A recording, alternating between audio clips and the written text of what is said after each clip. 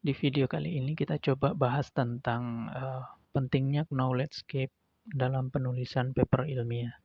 Nah, kita tahu dalam penulisan paper ilmiah itu ada beberapa aspek yang harus diperhatikan, terutama dalam penulisan abstrak, kemudian juga introduction.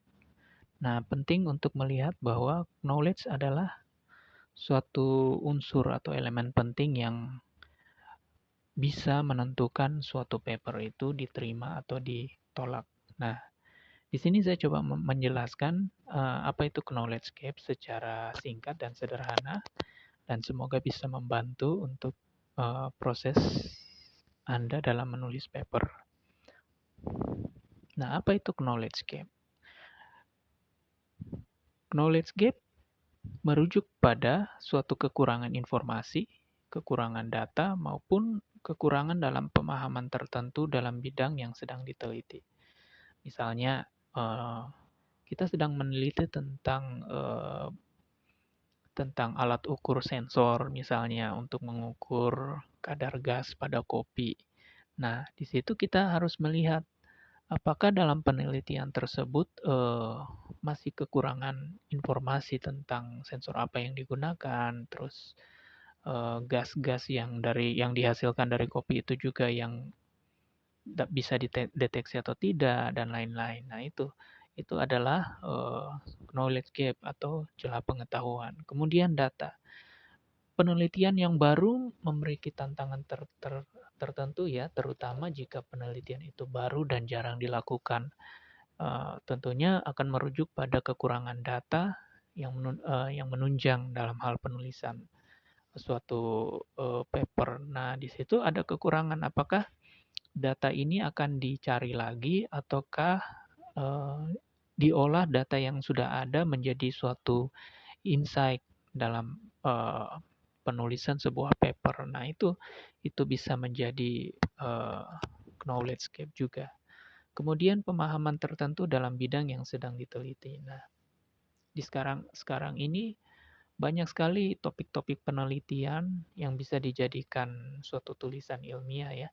Dan jika dilihat dengan perkembangan teknologi informasi sekarang dengan adanya AI dan juga banyaknya referensi, itu tentu bisa memberikan suatu pemahaman terhadap topik yang diteliti. Nah, namun pada bidang-bidang yang jarang bahkan memang sulit sekali untuk dipelajari, kita ambil contoh sains murni, biomedik dan lain-lain, itu masih banyak referensi yang dibutuhkan dan itu bisa menjadi celah pengetahuan ya yang harus dibahas dalam penulisan paper. Nah, knowledge gap sangat penting karena pertama bisa menjadi alasan utama mengapa penelitian tersebut dilakukan. Nah, itu. Kemudian membantu membingkai rumusan masalah atau pertanyaan penelitian. Nah, dari banyaknya rumusan masalah, di situ akan muncul suatu pertanyaan penelitian. Nah, dasar dari pertanyaan penelitian itu adalah celah pengetahuan. Di antara satu topik dengan topik yang sudah ada, itu ada nggak celahnya gitu. Itu yang bisa menjadi pertanyaan penelitian.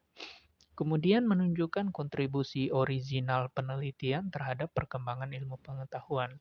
Nah, setiap eh, paper yang ditulis itu setidaknya mengandung sisi originalnya dan bisa memberikan suatu kontribusi ya. Jadi, apakah dia itu sifatnya review atau penelitian baru, harusnya ada menghasilkan kontribusi yang baru benar-benar untuk perkembangan ilmu pengetahuan dalam artian dapat digunakan oleh peneliti lain dalam menghasilkan sebuah paper.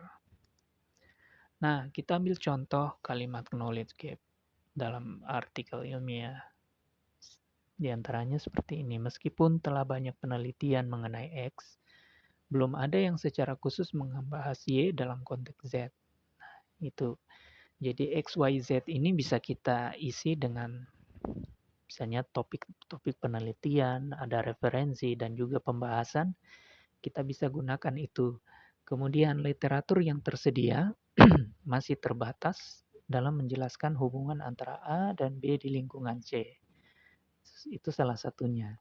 Kemudian penelitian sebelumnya fokus pada aspek D, namun belum mengkaji implikasi E secara menyeluruh.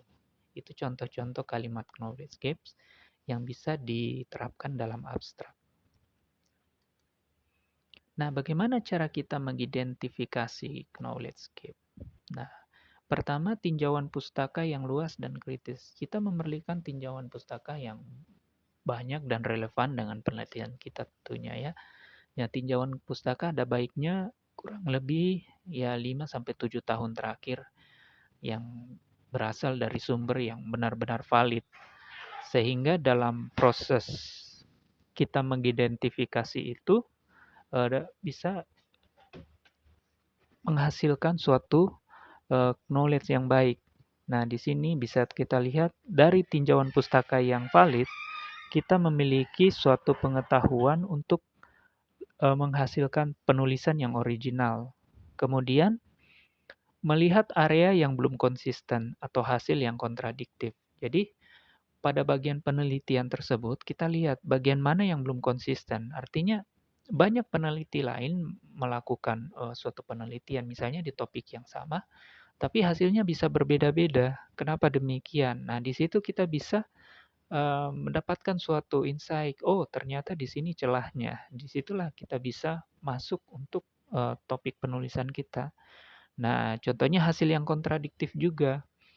Di topik yang sama, banyak sekali dihasilkan hasil-hasil penelitian yang berbeda-beda, walaupun metodenya sama. Nah, di situ kita bisa lihat apa yang bisa eh, apa yang bisa dihasilkan yang sifatnya kontradiktif dari penelitian sebelumnya.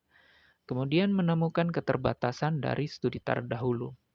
Dalam studi atau research pasti melibatkan metode ya. Jadi metode pun tidak ada yang sempurna, ada yang benar-benar kompleks, ada yang sederhana, ada yang menggunakan alat yang serba mutakhir, ada yang hanya menggunakan simulasi. Jadi dalam sebuah paper, metode penelitian tidaklah betul-betul seperti grand teori ya, seperti teori yang semuanya ada di situ, tidak. Mainkan lebih spesifik. Nah, di situ kita bisa melihat keterbatasan dari studi tersebut. Kemudian menelusuri kebutuhan praktis ya. Jadi dari setiap penelitian ada nggak kebutuhan praktisnya atau hal-hal sosial yang belum terjawab. Nah, di situ. Jika ada, maka itu adalah knowledge gap. Itu yang bisa digunakan. Ya. Contoh sederhana, misalnya kamu meneliti penggunaan sensor gas untuk mendeteksi aroma biji kopi dan menemukan bahwa belum ada studi yang mengkaji keakuratan sensor gas jenis MQ pada level konsentrasi senyawa aromatik tertentu pasca roasting. Ya. Jadi di situ contoh ada knowledge gap-nya. Nah, ditanya sensor gas jenis apa, jenis MQ atau jenis yang lain. Kemudian, level konsentrasi seperti apa? Apakah pada saat pasca roasting itu dilakukan 1 menit sesudahnya atau 1 jam sesudahnya atau seperti apa? Nah, itu ada knowledge gap. Kemudian kalimat tersebut menunjukkan adanya knowledge gap dan sekaligus menjadi dasar pentingnya penelitian. Nah, itu yang menjadi dasar. Oh, karena ada hal tersebut, makanya penelitian ini penting untuk dilakukan untuk menjawab mengapa demikian. Nah, ini yang terakhir. Knowledge gap ini wajib ditonjolkan pada bagian pendahuluan, ya termasuk abstrak atau latar belakang proposal atau penelitian.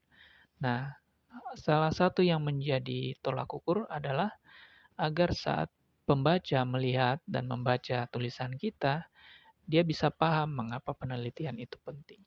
Ya, mungkin ini demikian ya informasi singkat yang bisa saya berikan. Jadi semoga bisa membantu dalam penulisan paper bahwa kita menulis paper tidak hanya sebagai bagian dari suatu aktivitas yang sifatnya